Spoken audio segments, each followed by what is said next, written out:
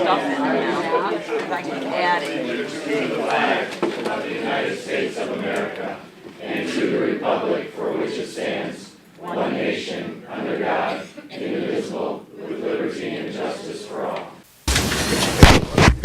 Roll, please. Mayor. Benefield. Brooks. Frizzalone. Gould. Hart. Ogalla. Parker. Staley Ferry. Tumanello. I'm here. Weigel. Winfrey. And Mustis. You have a quorum. Okay, next we have the approval of minutes from October 4th, 2018. Move. Second. Any additions or corrections? Hearing none, all in favor? Aye. Opposed, motion carries. Under old business,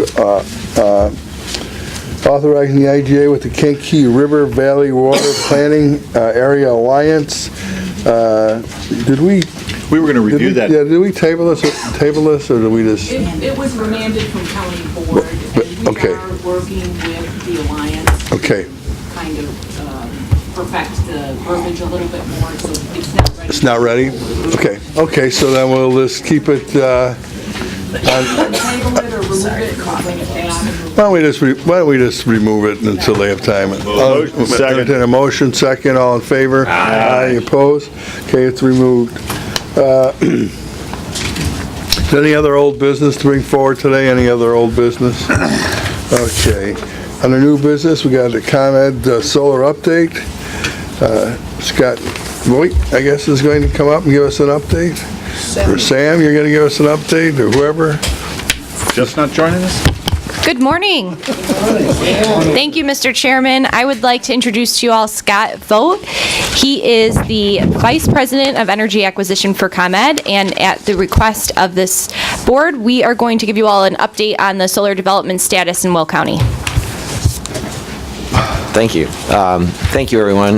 Good morning. I appreciate the opportunity to come and talk to you this morning.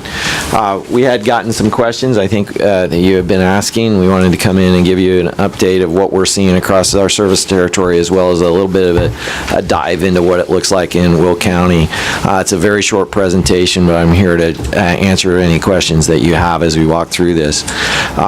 We are very much in the beginning stages. While it seems like it's been forever since we passed FEJA in December of 2016, we are still very much in the development stages of solar in the service territory and in the state. We have quite a few developers that have come in to this area into northern Illinois to develop projects, as I'm sure you're aware from what's happening in Will County. If you flip to page 2, you'll see a picture of what we call the interconnection queue. And the interconnection queue is where all these developers are coming in and putting applications in that want to connect to our system. We have over 1,500 megawatts of projects in our interconnection queue, and to put that into perspective, we currently have on our system today probably about 25 to 30 megawatts of solar actually connected to our system. So FEJA has done what we expected it to, which was to drive renewables and solar into the state. That being said, that's what's in the queue. If you look at the green bar, there's 1,200 megawatts of community solar projects, and that's where most of these developers are looking. They're looking at 2 megawatt projects that take 8 to 10 acres of land in order to build, and they are looking in the more rural areas of the service territory to put these projects. I'll show you a map here on the next page. While we have over 630 projects that have applied in the application for those community solar interconnections, there's only going to be 60 projects awarded. Those 60 projects will be awarded sometime in March by the Illinois Power Agency. And I should say those 60 projects are in the first wave. Over 10 years, we'll probably get somewhere to closer to 300 projects awarded, but in this first wave, we're going to award 60. That means of the projects that are applying and coming into our interconnection queue, and those projects that you're approving as they're coming through this process looking for permitting, about 1 in 10 are actually going to get built. And the Illinois Power Agency is still working on the rules in terms of what they're going to allow for projects, and you may have heard this concept of a golden ticket. And what is potentially going to happen while this rule isn't finalized is that they are going to run a lottery for all these projects, and they're going to number them 1 through 640. And they're going to award contracts to the first 60. And those developers that win that contract may have the opportunity to decide to move a project from the project that actually won to a different project that may have a more beneficial interconnection cost. So that is going to be an issue that will manifest here over the next 2 or 3 months. It's not a rule that is done and in stone. It is right now a concept that is out there. And one of the concerns we have around that, frankly, is landowners or individuals that have contracted with a community solar developer may find that their project was actually selected, but yet the developer has chosen to move it to a different site. Who's making that decision? The Illinois Power Agency. It is under review. That rule is not done yet. It is out for comment, and they haven't finalized their actual rules on how they're going to run this lottery. Can I ask you a question? Because certainly, running a business plan, I'm talking, and where you would place solar to be connected to the ComEd system, I would assume that you have some say. You can't just build a grid by lottery, right? You do have to build it efficiently. Maybe you don't care because it's their cost. I'm just saying that it certainly doesn't seem the way. It's not efficient. It's not efficient. Yeah. That's probably as far as I can go, but yeah. The Romans would have had a heck of a time building those roads and the water systems, wouldn't they? Yeah. So it doesn't make any sense to me whatsoever. So we would have, typically the way you run this interconnection queue process or this interconnection process, our system is open. To whoever wants to connect to the system can connect to the system. We have open access. It is atypical for us for a project to apply to be connected and actually not connect to the system. This is what's causing us a lot of consternation. When we have to do an interconnection cost estimate for a project, we have to assume right now that all of these projects are going to get built, and they're going to get built sequentially, because we have no ability to really evaluate which 1 in 10 projects are actually going to be built. So some of the things that the developers are starting to say is we'll issue an interconnection cost, just to your point, Chairman, that I've actually done a phone call with the developer, and I've called them and I said, you've got an interconnection cost estimate of $96 million because we have to build a substation because there's 30 other projects that are in front of you in that same area. And what they're saying, that one they actually pulled the project out. But there are several projects that are in the $5 to $10 million range that typically would pull the projects out. They would say, that's done, it's not feasible. But because of this lottery construct, people are willing to spend $100,000 to develop a project to basically buy a ticket, because that $5 to $10 million estimate that I'm giving assumes that there's 4 or 5 other projects in front of them that are going to get built that only have a 1 in 10 chance of getting built. So everybody knows the deck is going to be completely reshuffled.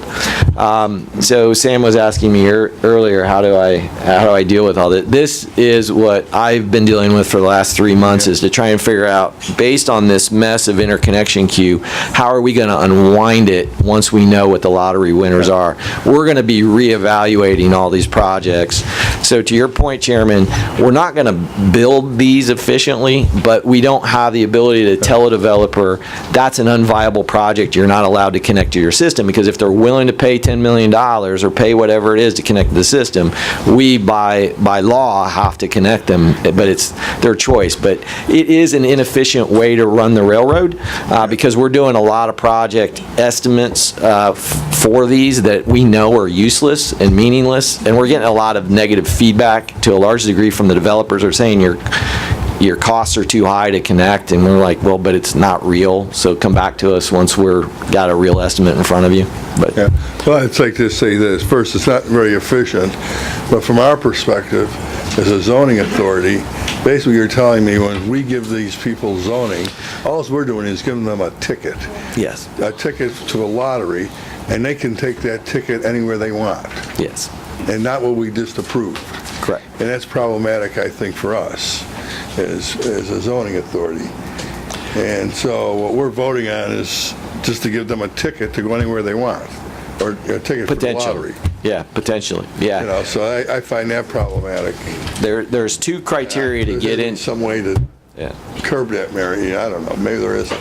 But it's like, you know, building infrastructure by lottery certainly seems to me, And they can go anywhere, they don't have to stay in the county where they've got approval, they can go anywhere? They can go anywhere. That's, the current proposal is they can swap it to any other project that they want to swap it to. There's two criteria to entering the lottery. One is you have to have an interconnection agreement, which is coming from us.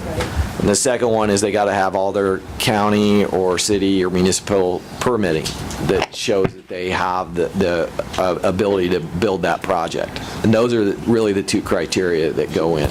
But if you come in with that project and you're saying, okay, on site A, I've got approval, but I want to move it to site D where there has not been any approval yet, they would have to go get...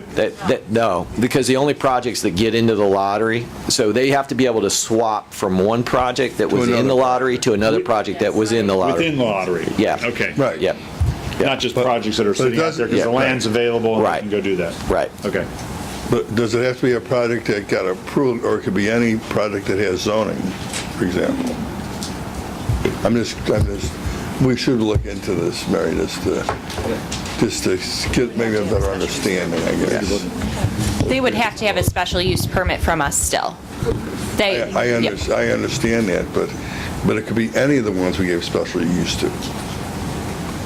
Right, well, you know, they were losers in the lottery, but now you can move your lottery ticket to their project.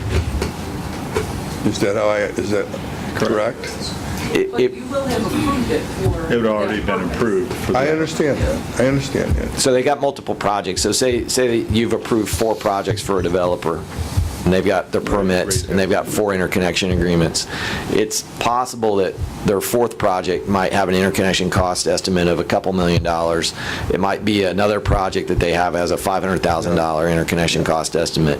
If their $2 million project wins the lottery, they're able to flip it from that $2 million to the $500,000. Well, the other problem I have is when we approve these projects, these special use permits, you know, we're basically, not only is it making our decision based on the company that's applying and the strength of that company.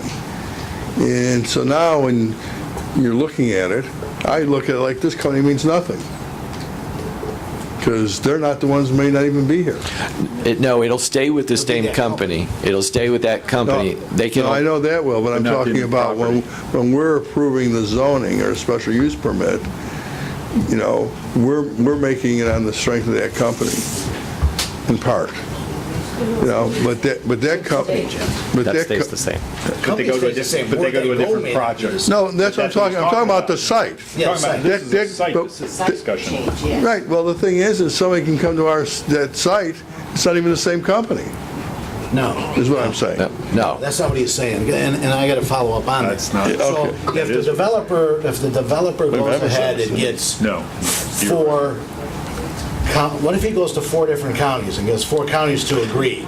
Grundy and McHenry and Lake. Yeah. And Will. Yeah. And you give him the lottery ticket, then he wins in for his Will job, he could go build the one in McHenry. Yes. That sucks. Or That's- McHenry come here. Yes. Good, but Good.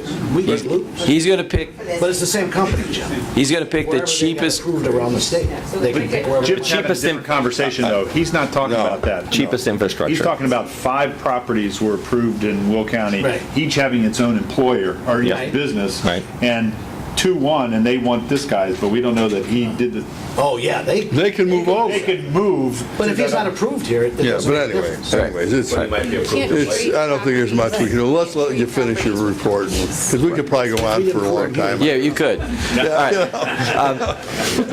right. Believe me, I go on this forever.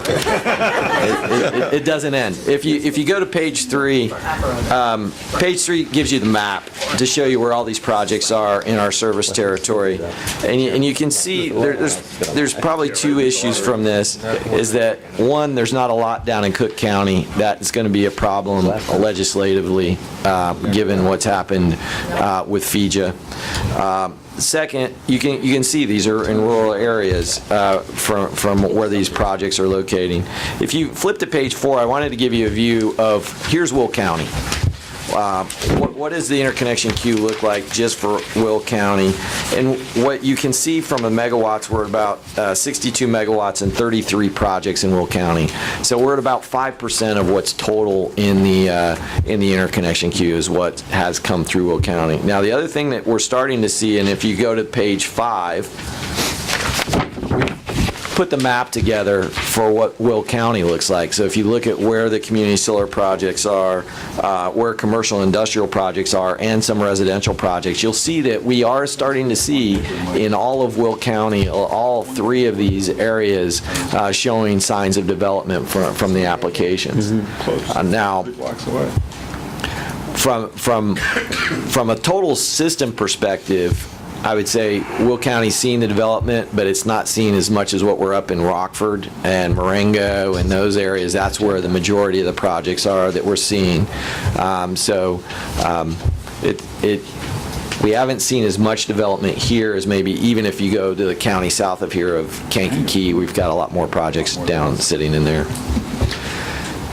That's really what I wanted to cover this morning, again, and give you a sense. So, Quick question on the residential.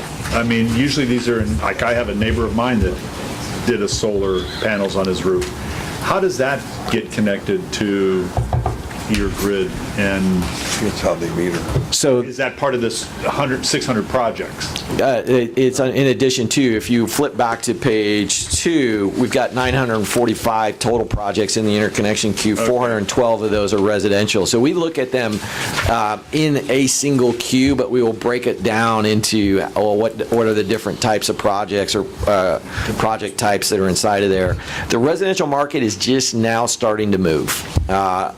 2 developers in particular have come into the market. Sunrun, which offers rooftop leases to customers, just entered the market in Chicago in June, and they are marketing. So if you go to a Costco, you can get a Sunrun solar system picked up on your way out the door of Costco.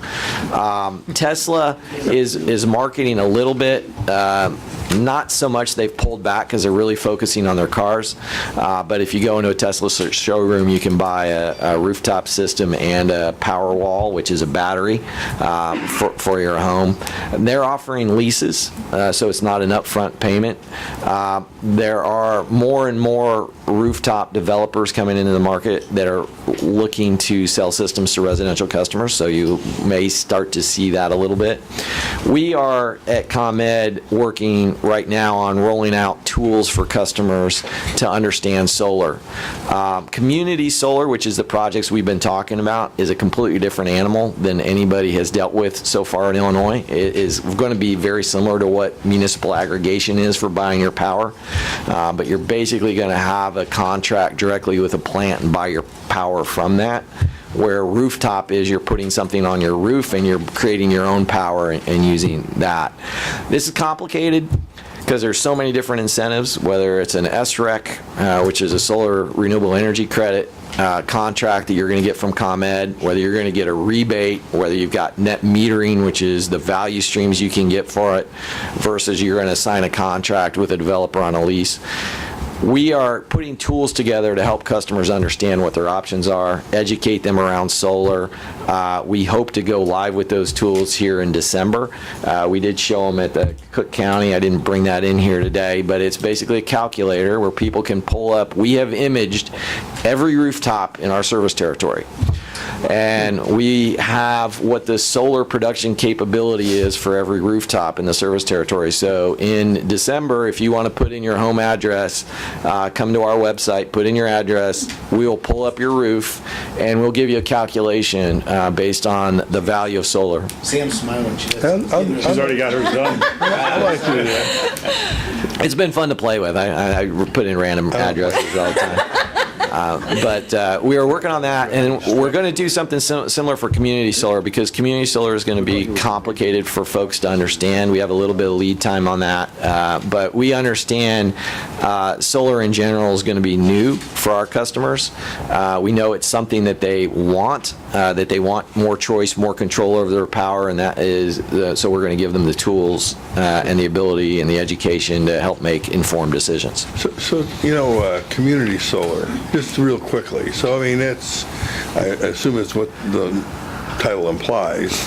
That community solar, like maybe, could it be a municipality or a township, or, I'm just wondering. It's probably a misnomer on the name, frankly. Yeah, okay, good, thanks. Yeah. So what's it exactly? So what it really means is that the best way I can describe it is there's going to be a 2 megawatt plant sitting in a field somewhere. And that 2 megawatt plant is going to find people to buy the power from that plant directly. So a lot of the way the energy market works today is, we'll have a nuclear plant, or Exelon owns a nuclear plant. We're producing a bunch of power, and it's going into the power market, and there's aggregators and brokers and wholesale brokers that are selling the power through municipal aggregation or through alternative suppliers or through ComEd. So there's a wholesale retail mechanism. Here you've got somebody who's actually producing the power. It's like, it would be the equivalent of having a farmer grow a crop of corn and selling it directly to 200 individuals who are going to buy that entire crop from that farmer, as opposed to going through the co-op and putting it into the market. So it's a completely different animal than the way we've sold power or customers have bought power up to this point.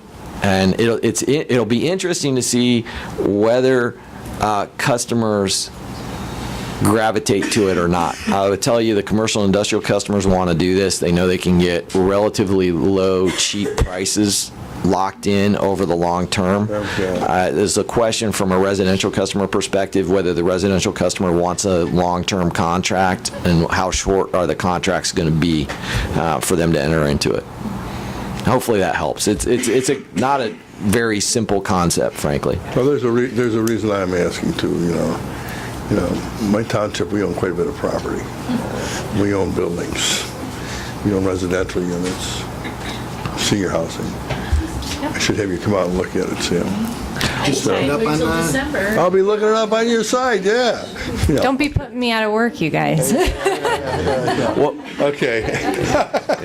Yeah, good move, Sam. So, okay, Some of us are. thanks very much. Does anyone else have any other questions? Thanks, we appreciate it. Thank you.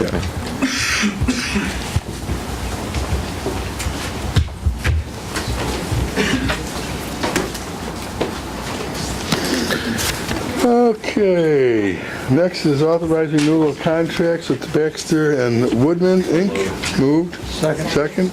All in favor? Aye. Opposed? Motion carries. Authorized renewal agreement with Mac Communication.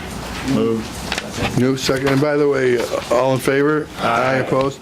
All these contracts are being renewed under the current term, so there's no increases in them, there's no decreases in them, so. Next, authorizing renewal agreement with Curry and Associates LLC.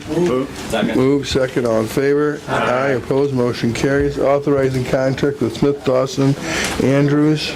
Second. Moved. Second? Second. Okay. All in favor? Aye. Opposed? Motion carries. Authorizing renewal contract with Lois Mayer. Move. Second. All in favor? Aye. Opposed? Motion carries. Authorizing agreement with CED, proposed contract. Moved. Second. All in favor? Aye. Opposed? Motion carries.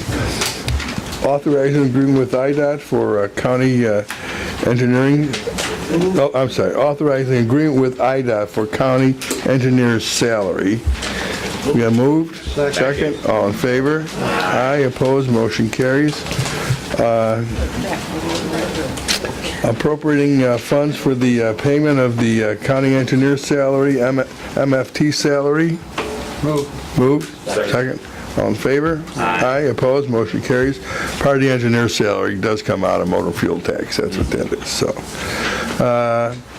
Appropriating funds from MFT for acquisition of several parcels of property along Briggs Street from I-80 westbound, ramps to Washington Street, County Board 8. We got a motion? I like that. Motion second, all in favor? Aye. Opposed, motion carries.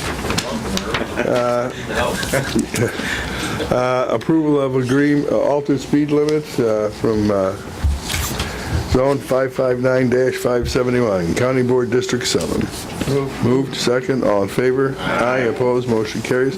By the way, even though I'm going through these today, all these items, when we set them, will go back to the committee for the board meeting. It's just that we didn't meet, so. And so, Don, if you have any comment, this is basically, we're going through highway.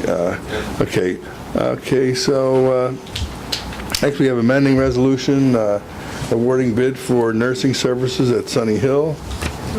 Moved. Second, all in favor? Aye. Opposed, motion carries. Awarding bid for snow removal at the Public Safety Complex and additional Will County locations. Moved. Second, all in favor? Aye. Opposed, motion carries. Next, we have renewing a computer toner cartridge printer maintenance and yearly cleaning contract. Moved. Second. All in favor? Aye. Opposed, motion carries. Awarding bid for gasoline and diesel fuel. Second. All in favor? Aye. Opposed, motion carries. Authorizing contract with Canon for copiers. Second. All in favor? Aye. Opposed, motion carries. Placing the RTA fiscal 19 budget presentation for the county board. Moved. Second. All in favor? Aye. Opposed, motion carries. Extension of term of the board of review. Moved. Second. All in favor? Aye. Motion carries. Number 19, we're going to skip over. This is going to be for executive session to discuss the bargaining agreement contracts with the Sheriff's Department. Next, we have replacement hires for pre-posting for supervisor of assessment. Moved. Second. All in favor? Aye. Opposed? Motion carries. Replacement hires for supervisor assessment's office. Moved. Second. All in favor? Aye. Opposed? Motion carries. Replacement hires for Sunny Hill Nursing Home. Moved. Second. All in favor? Aye. Opposed? Motion carries. We have anything for proclamations? Chuck, Herb? We have a few outgoing board members and other elected officials. Okay. Okay, very good. Next, we have appointments by the county executive. Moved. Second. All in favor? Aye. Opposed? Motion carries.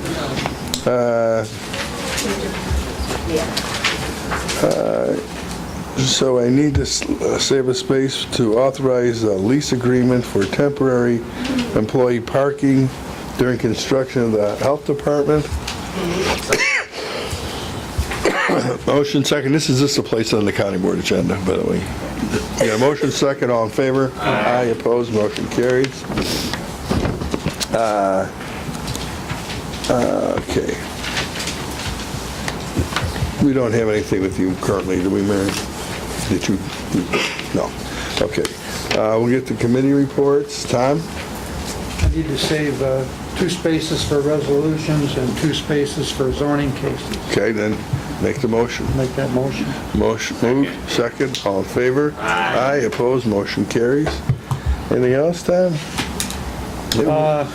One of those is concerning cargo containers. It's going to be heard by the PCC tonight at 6:30. This is to allow them to be used for construction of residence, so people can sleep and live in these cargo containers. As a tiny home, right? Jim, this is Jackie. My brother actually took one of those containers, put a hot tub in it, put in a patio door, cook stove, the whole 9 yards. He lived in it for a year while he was building his house. Let me say that it is one of these things that's being done around the country. I've seen it. Some of it is kind of innovative. So, I mean, I think that It's, you know, Recycling at its best. I don't know. I think the land use committee will be challenged. Well, I should say land use department, because you have to really, I think the codes will kind of dictate what you're going to see. So anyways, so if you have an interest, go to planning and zoning tonight. So, all right. Okay, that's all. Any questions for Tom? Okay.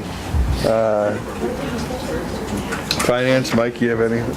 Yeah, we got a couple of awards we're appropriating and some transfer funds. We also do have the annual budget appropriation ordinance. You all received the executive's budget a month and a half ago. We'll be moving that forward at the meeting. Okay. So, any questions for Mike? Public Works, Don, you have anything? Okay. Got a question. Yeah? I just had a question for Mike in finance. Do we have any other updates, or since we received the roll-up in the last finance committee, are there any other changes to the budget that we need to look at? No, we'll be presenting the executive's budget. Okay. As presented to us. I have a question about the budget. I know there was a comment made in committee. I thought that we had fully funded the pay for the employees, including the union contracts.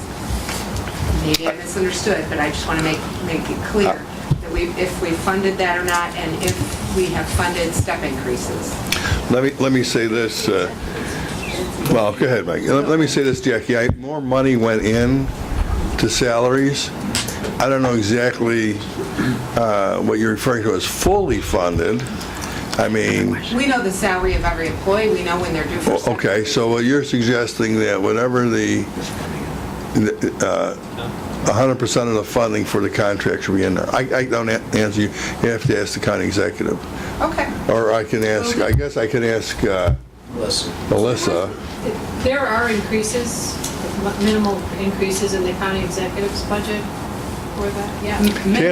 To answer your question, I don't think so. I don't either. But go ahead, Roshana. Okay, so the changes that we talked about this week are those are null and void? Right, we're just going to move the executive's budget. Okay, all right, I didn't receive that memo. So there's no cuts? Yeah, I didn't either. I'm totally confused. Well, let me just say that there's been discussion about amending and reappropriating things within the county executive's budget. Now Mike's saying this budget, as presented by the county executive, will go forward. So you're not making then there will be no changes. What will be presented at the board Budget meeting? that the executive gave us. Okay, all right. Okay. So to answer your question, Jackie, I don't think so. But I'm not so sure we ever No, do we it never is the 100%. right word. Because there's always turnover factors. Right. There's a lot of things that, and they have some control.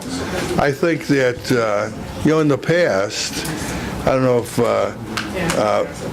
Rashawn, I don't know if you're doing this now, but I'm sorry. in the past, we have applied a rollover component to salaries and so forth. You have to ask the county executive's office, that it's their budget. So, There were some increases in there. There's also some outstanding contracts that could or could not have retro pay. In there because Correct. The county executive's budget did include bargaining unit increases in there, Jackie, so if that was your question. But, all right, let's rewind for a second. All right. Yeah, Yeah, I have, I'm with you. Because it seems like, so we were prepared, or I thought that we were presenting today the changes from, or revised changes from, what was our meeting? Monday of It was Monday. this week? Okay, so that's not happening. We will present what's in the draft budget book. If someone wants to make changes on the floor, they can. Okay. okay, so, sorry. So then any of the changes that we discussed, so we discussed about the Sunny Hill cuts, and then there'll be no cuts. Any of those reallocated. 4 COs for the jail. The other- So, No health department. I mean, are we funding the bonds? No. So we're not doing the health department? Well, we then? were told that we don't have to. No, we didn't say that. We were told that we never budget for it. we never So budget we for went that. back to the executive's budget, we'll present the executive's. And the executive knew that. So That was- the why did we executive meet knew. Monday to have the discussion about trying to get to a resolution? I understand that. I mean, why did we meet? I mean, this is working together to get I mean, we'll present an amendment if we have to, but we thought we were working in good faith on It's Monday. okay. It's all right. Yeah, Nick, just look at that. You can present them, He Nick. has to know before a meeting to come to find out or change the whole plan. Nick, just, We're just going back to the original plan. We're just going back to the budget. Larry's budget. Larry's budget. I mean, you know what, though? You can present those changes, Nick. Okay, so, He can't, but we can. He can. the executive can. Yeah. I mean, executive. It's his budget. It's his budget. If the executive wants to say, you know what, I missed this, I want to readjust some things, then he can do that. Okay, I mean, it's, Or any county board. what he gave member us. can make a motion. So let me say this. Let me say this, that certainly there was comment and feedback back on the executive's budget that could be, hopefully are useful to you. Okay, so,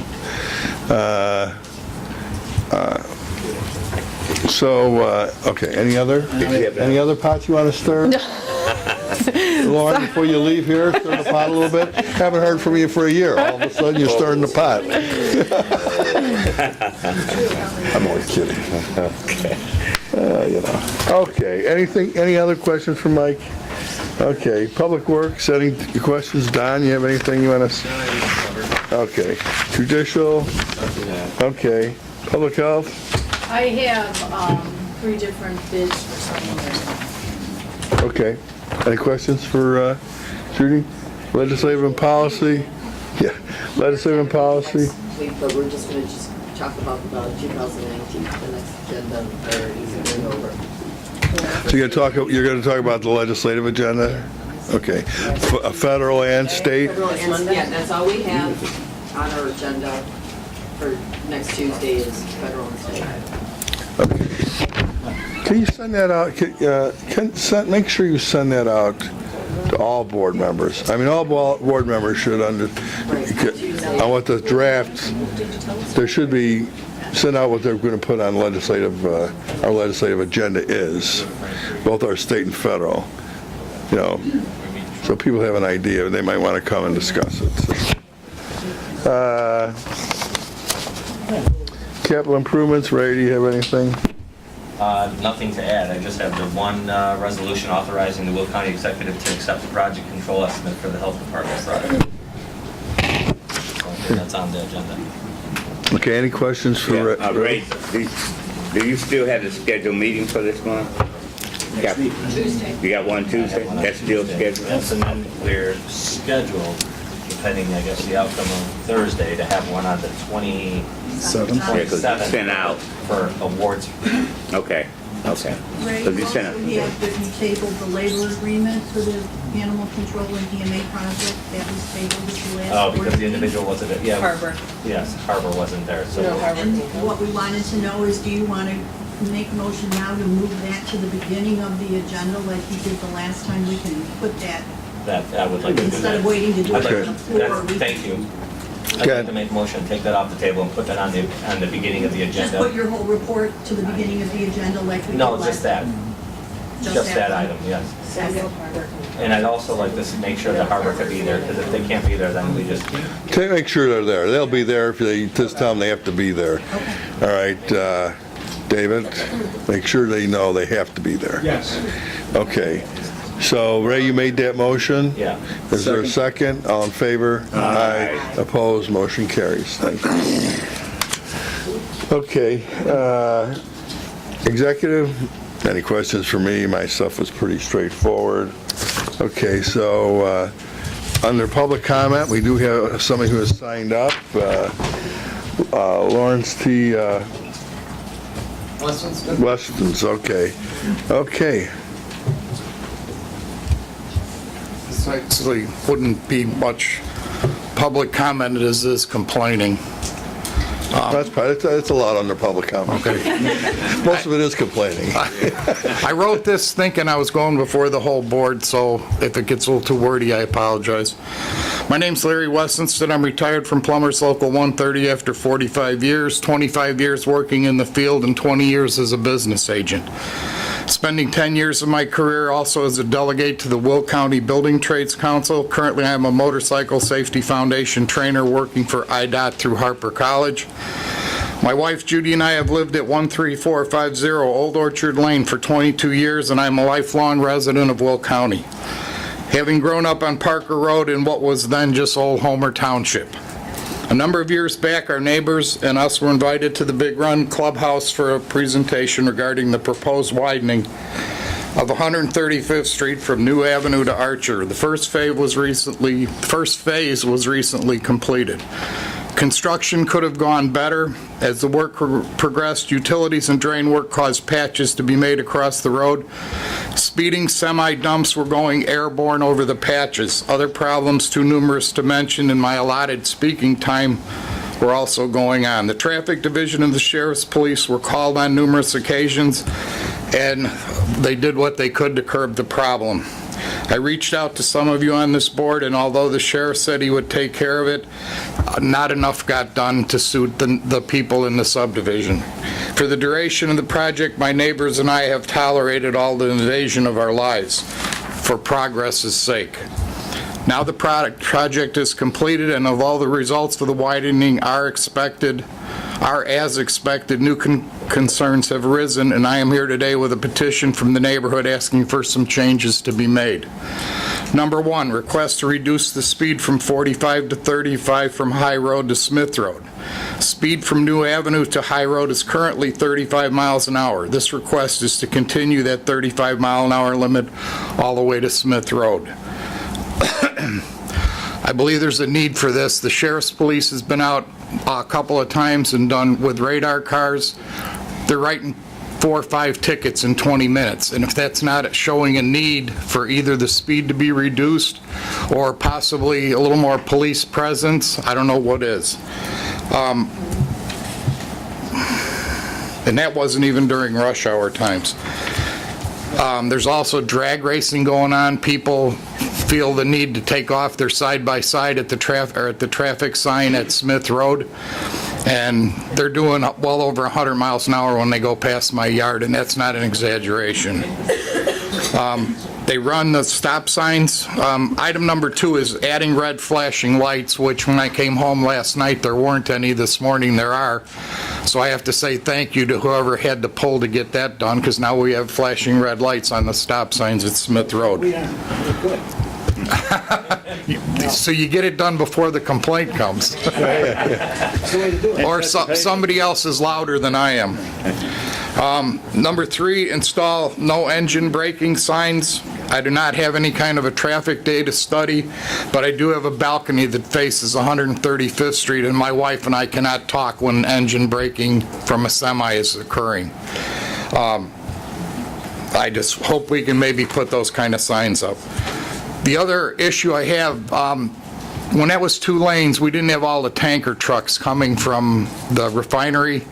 We have tanker trucks, we have regular long semis. They're turning north on Smith Road to go to 355. Smith Road's a 2-lane road. Going north, it's marked. Going south, it's like tar and chip. Going south has limits. They don't allow the semis to go that way. However, they're going north, and they're breaking the law, turning across double yellow lines to get from Smith Road onto eastbound 127th Street. So I think that's something to be considered, I guess. I don't know how else to explain it, but if the trucks can't make a legal turn, maybe they need to take a different route, which would get a lot of them off of 135th Street and cure some of the engine braking at the same time. Item number 4 would be to put up the radar detection warning signs like we have in some of the areas where it flashes your speed perhaps that would help slow some of these people down.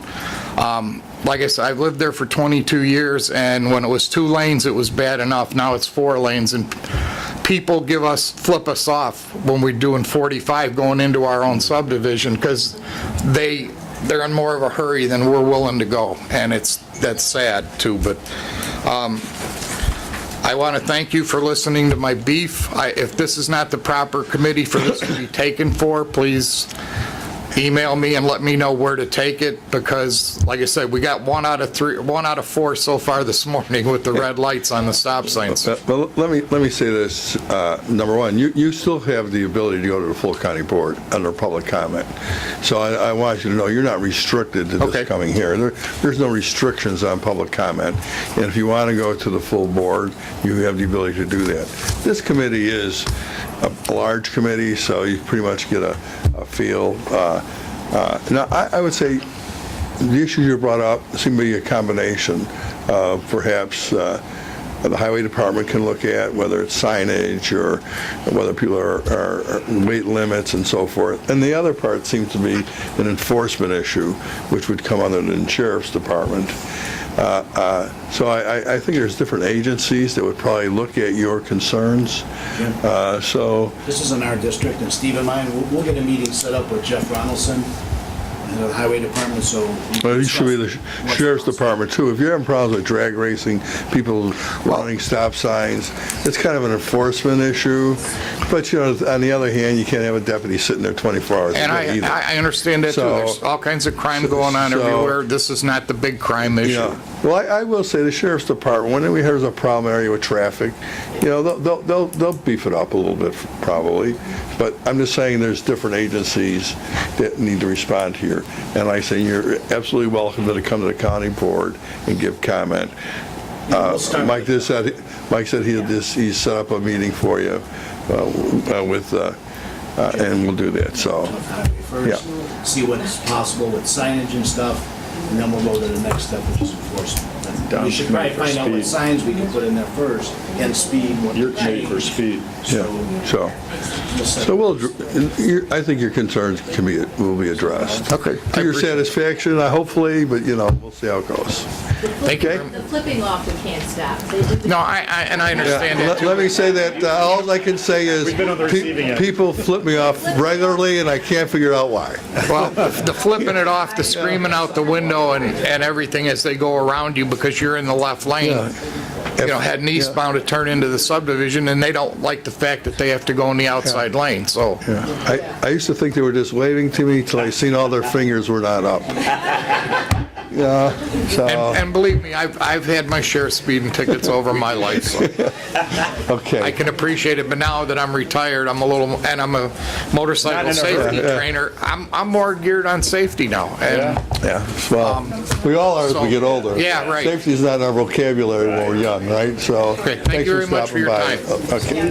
You know, before we move on to executive, is David Du Bois, I see Brian there. Is David next to you there? No, I do have a question for you on land use. This issue of this berm in Green Garden, which I've been CC'd these emails, so I'm not, you know, I don't know if I interpret them correctly or not. You know, first let me ask you, did we tell a government agency they had to FOIA the information? I'm just asking. Well, it was submitted as a private citizen. He's a neighbor. That was submitted, okay. And did we provide the information to? We provided the information, but there are some engineering documents that are exempt from FOIA because they're professionally engineered, stamped, and trademarked, and they have to be, we have to black it out, so we can't provide them. If he wanted to come into the office and look at them, he could do that. All right. And we're going to make sure that berm is... So this is the University of Canine. They have a site development permit from the department, and it's currently in the process of constructing and grading the site. Right. So they've piled up dirt on one side of the property like a spoils pile, and the neighbor is concerned that it's going to remain there permanently, which it always is possible that they could modify their site plan to meet county's code, the county code with engineering requirements, but right now, that's not what's on the plan. Yeah. So it's just a temporary situation. It That's what does I have thought. erosion control around all of the Yeah. berm. I mean, it looked like they just had a stockpile of That's what it is dirt. right now, yep. And it has nothing to do with the final grading or the berm. As it is now, they will have to do the berm as submitted. They will have to do the berm as submitted, or they will have to modify their site plan and submit a new plan that meets the county's code. So let me ask you, if they, when they do that, is there notification that they're changing the plan? There wouldn't be notification to the neighbors. I mean, because of this situation, we certainly could reach out to the person because we know they have an interest, but in a normal site development permit process, there isn't a notification to a neighbor. Yeah. Well, I have an interest. It's my district, as you know. Yep. And I see the township supervisor now has contacted the land use department. And so I would hope that any changes would go to the supervisor and a notification to District 2 reps. I mean, we could let all of the interested parties know about any changes. As of right now, in our discussion with the owner of the property, there is no plan to change anything. Okay. So. Yep, okay. I was actually going to talk to you later, but I'm thinking you might leave. That's why I was worried, so. Yeah, no worries. I'm Okay, glad I could all right. help out. Okay, thanks for the information. Thanks, Brian. No problem. Okay. Now we need a motion to go into executive session for the reason of labor negotiations. Moved? Second. Take the roll, please. Mayor? Yes. Benefield? Yes. Brooks? Yes. Griswold? Great. Yes. Hart? get calls? Yes. Parker? Yes. Parker? Yes. Haley Berry?